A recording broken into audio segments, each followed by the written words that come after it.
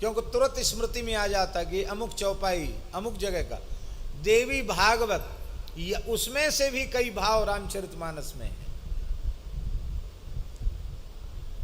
या तो अपने आप सब आ गए उसमें, या उनका अगाध पांडित्य ऐसा है कि उन्होंने संपूर्ण शास्त्रों का सार भाषा ग्रंथ के रूप में प्रस्तुत कर दिया। ये उनकी अपरिमित सामर्थ्य है। गोस्वामी जी कहते हैं काशी में पढ़ने के कारण शास्त्रों को पढ़ने पढ़ाने सुनने सुनाने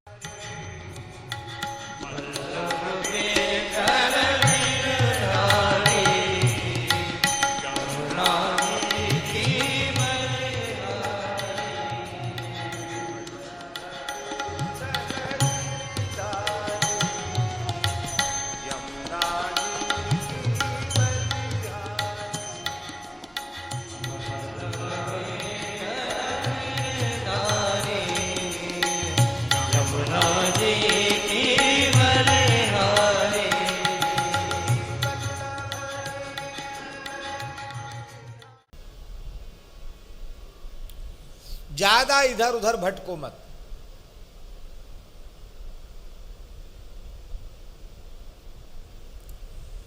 तुलसीदास जी कहते हैं हमारी तो यही समझ में आया,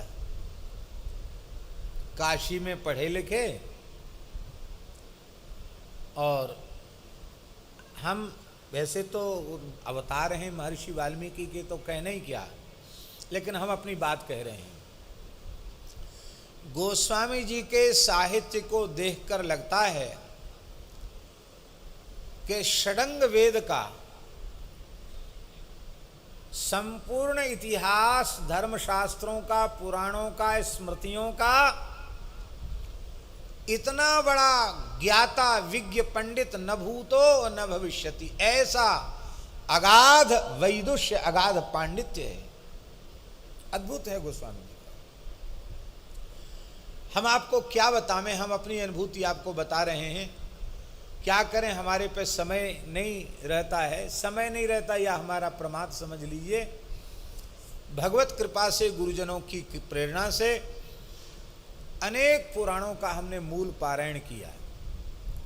लगभग प्रायः सभी पुराणों के मूल पारायण हो चुके हैं। अब तक के मूल पारायण में कोई ऐसा पुराण नहीं मिला जिसमें तुलसीदास जी ने अमुक पुराण से अमुक भाव न दिया हो। कई जगह तो पाठ करते करते हमने चिन्ह लगाया है, क्योंकि तुरंत स्मृति में आ जाता कि अमुक चौपाई अमुक जगह का देवी भागवत, उसमें से भी कई भाव रामचरितमानस में है। या तो अपने आप सब आ गए उसमें, या उनका अगाध पांडित्य ऐसा है कि उन्होंने संपूर्ण शास्त्रों का सार भाषा ग्रंथ के रूप में प्रस्तुत कर दिया। ये उनकी अपरिमित सामर्थ्य है। गोस्वामी जी कहते हैं काशी में पढ़ने के कारण, शास्त्रों को पढ़ने पढ़ाने सुनने सुनाने के कारण अनेकों साधन हमारी दृष्टि में आए, लेकिन हमने तो अच्छी प्रकार से समझकर यह निर्णय ले लिया है कि साधक का कल्याण इसी में है, उसे किसी साधन की ओर नजर भी नहीं उठानी चाहिए। उसे एकमात्र श्री हरिनाम के लिए अपने जीवन का समर्पण कर देना चाहिए। आपने किया? बोले हाँ हमने किया। क्या मिला? बोले आगे क्या मिलेगा ये तो राम जी जाने, हमें पता नहीं आगे की, क्योंकि कल आप सुन चुके हैं, को जाने को जई है जमपुर को सुरपुर पर धाम को, तुलसी मोहि भलो लागत जग जीवन राम गुलाम को, विनय पत्रिका में कहा। वो आगे की तो राम जी जाने।